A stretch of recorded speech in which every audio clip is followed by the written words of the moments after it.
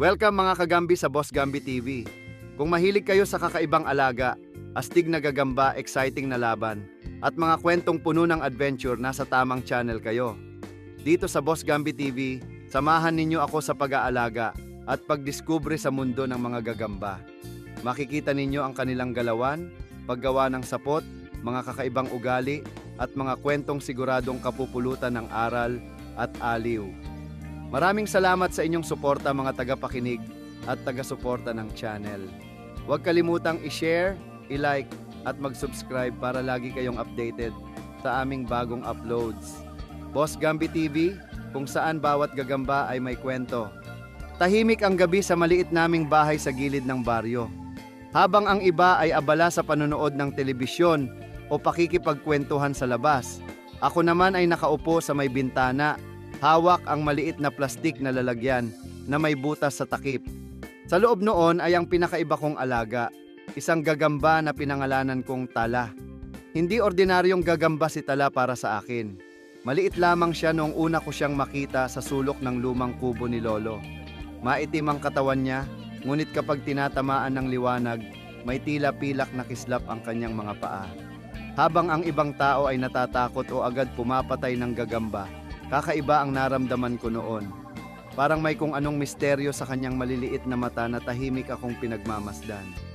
Kadiri naman yan, sabi ni Carlo, kaibigan ko, nang minsang makita niya akong pinapakain si Tala ng maliit na tipaklong.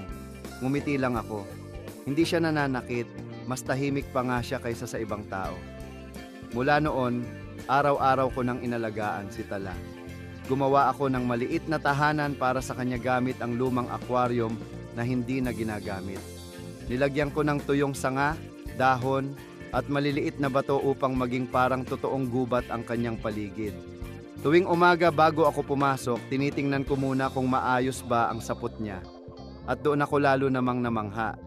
Hindi basta sapot ang ginagawa ni Tala. Kada gabi, nag-iiba ang hugis nito. May mga gabing paikot ito na parang buwan. Minsan naman ay tila bituin na kumikislap kapag nasisinaga ng ilaw. Hindi ko maipaliwanag kung bakit parang napakaingat ng bawat hibla ng sapot niya na para bang may ibig sabihin. Isang maulang gabi, nawalan ng kuryente sa buong baryo. Malakas ang hangin at halos sumabog ang mga bubong sa lakas ng ulan. Habang nakahiga ako, narinig ko ang kaluskos mula sa aquarium ni Tala. Lumapit ako, dala ang kandila. Nanlaki ang mata ko nang makita kong wala si Tala sa kanyang pwesto. Tala? Mahina kong tawag. Biglang may dumaan na anino sa dingding.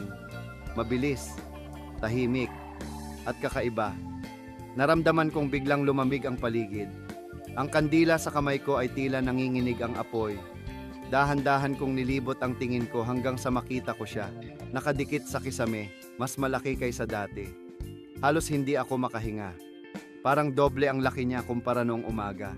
Ngunit imbes na matakot, may kakaibang pakiramdam akong naramdaman. Hindi galit ang nasa mga mata niya. Para bang binabantayan niya ako. Makalipas ang ilang segundo, may malakas na pagbagsak sa kusina. Tumakbo ako palabas ng kwarto at nakita kong bumigay ang isang kahoy na estante kung saan nakapatong ang mabibigat na garapon. Kung naroon ako ng oras na iyon, maaaring bumagsak iyon sa ulo ko. Pagbalik ko sa kwarto, naroon na ulit si Tala sa kanyang aquarium. Tahimik lamang siyang nakapwesto sa gitna ng bagong sapot. Mula noon, nagsimula akong makaramdam ng kakaiba. Kapag may paparating na bisita, gumagalaw agad si Tala nang hindi mapakali. Kapag may hindi magandang mangyayari, nagtatago siya sa ilalim ng sanga. At kapag tahimik ang gabi, minsan ay tila nakatingin lang siya sa akin habang ako'y natutulog. Unti-unting kumalat sa baryo ang balitang may kakaibang gagamba raw ako. May ilan na gustong makita siya, may ilan ding gustong patayin siya. Masamang pangitain yan, sabi ng matandang si Mang Isko. Hindi normal ang ganyang hayop, pero hindi ako naniwala. Para sa akin si Tala ay hindi halimaw. Isa siyang kaibigan. Isang gabi, habang nagpapakain ako sa kanya, napansin kong tila mahina siya. Mabagal ang kilos niya at halos hindi gumagalaw.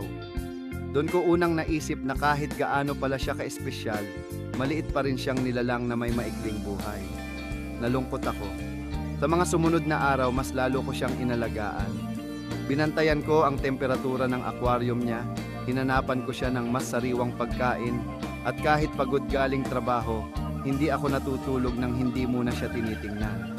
Hanggang dumating ang isang madaling araw. Nagising ako dahil sa katahimikan. Walang ulan, walang hangin, walang kahit anong tunog. Tumayo ako at agad na lumapit sa aquarium. Nandoon si Tala sa gitna ng kanyang sapot. Hindi na gumagalaw. Tahimik ko siyang pinagmasdan habang unti-unting bumigat ang dibdib ko.